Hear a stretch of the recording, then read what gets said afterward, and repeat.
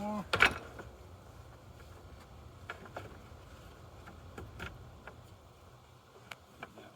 Push it to me. Right there.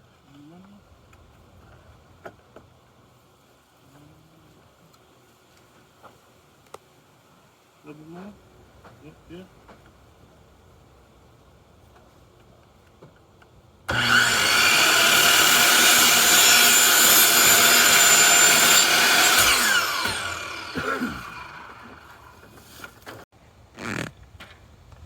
There you go, boss. Okay. Got it? Ready? All right. Thank goodness I got people to help save my life. See that nice?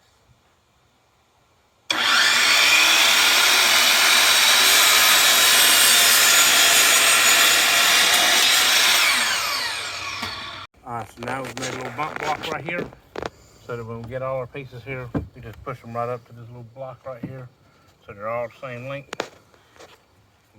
Make this cutting 5 at a time, just so we can keep track with how many we're doing.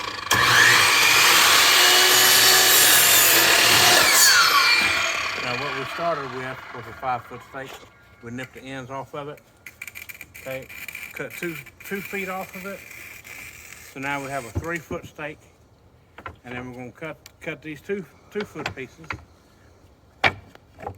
into 12.5 and 11.5 foot pieces. It's going to make the cross beams for our trellis. So we'll be right back. All right, so what we've done here is we put our block, and we've measured out 11.5 inches from the blade, put our block there. So now we've got a 2-foot piece. We're going to cut it at 11.5 inches. So one side's going to be 11.5 inches, one's going to be 12.5 inches, which is going to create our angle for our trellis. Now this is what this was the first one we did, and you see it kind of creates that little angle there, so that it goes right down into a 3-gallon pot or a 10-inch pot, whatever you want to see. But we'll be right back with the finished result.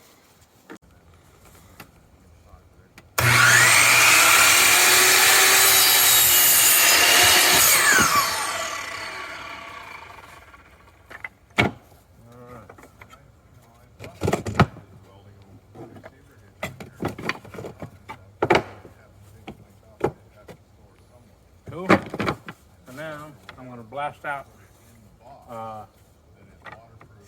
these right quick, and we'll be right back. Now, as I'm loading this thing, because I'm gonna make one cut instead of 42 cuts or however many it would be.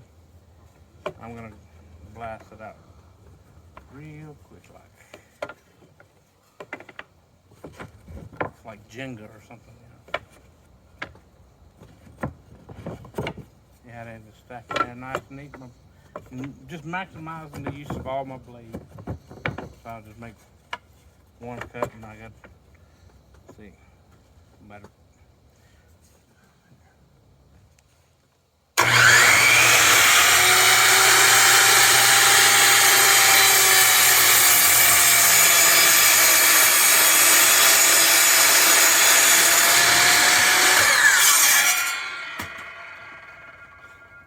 How do you like me now, grasshopper? All right, so next step is we're doing also some 4-foot trellises. Now these got to be, well, we had planned on them being 48 inches, but so that we only have to make one cut, make life easy. This top bar is 13 inches, so we're going to sacrifice 1 inch off of our trellis so that we don't have to cut that once. So we're going to make that first bar 13, and then these are going to be 47 to give us 60 out of our 5-foot stake. We've already set our bump block at 13 inches, so all I'm doing is cutting off that 13-inch piece, and then that'll save me a dozen cuts, whatever. All I gotta do is line them up like ducks on the road, and make sure they all hit my little bump block right here, nice and even. And I can stack them up. We're gonna do, we need 40 of these, and that'll give us 20 20 trellises. All right, so I've got them all lined up, and I'm fixing to cut 20 steaks at one shot.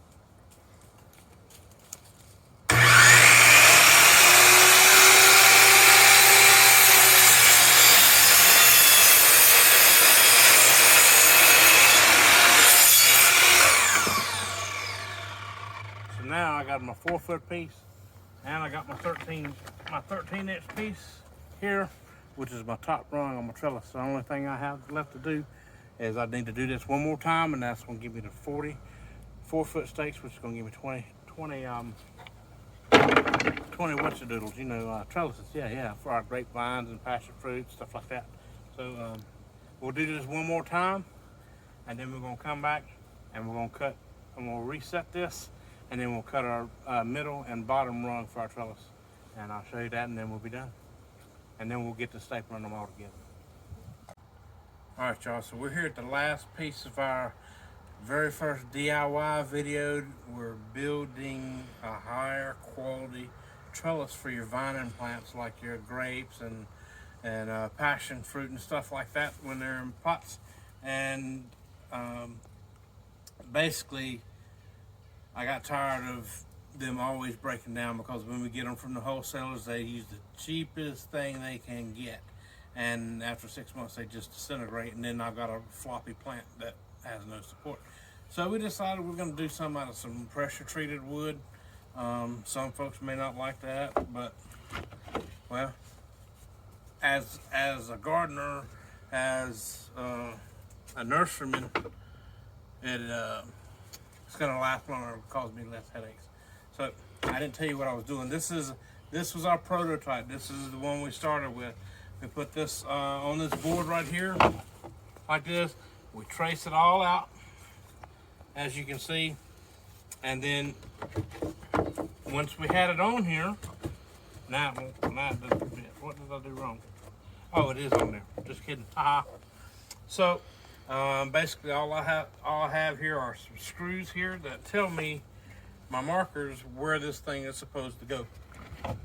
So it's pretty easy. If y'all remember earlier in the videos, we cut all these 3-footers.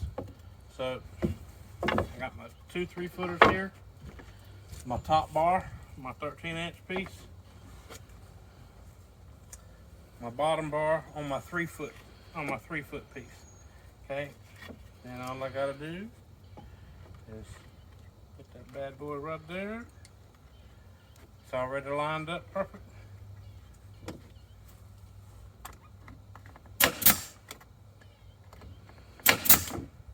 Okay, that one's not going anywhere. Make sure my tips are facing the same direction. They're not sideways or anything like that. So, put it in there like that. Make sure it butts up all the way to the screws that we already put in place. Now it's not going anywhere.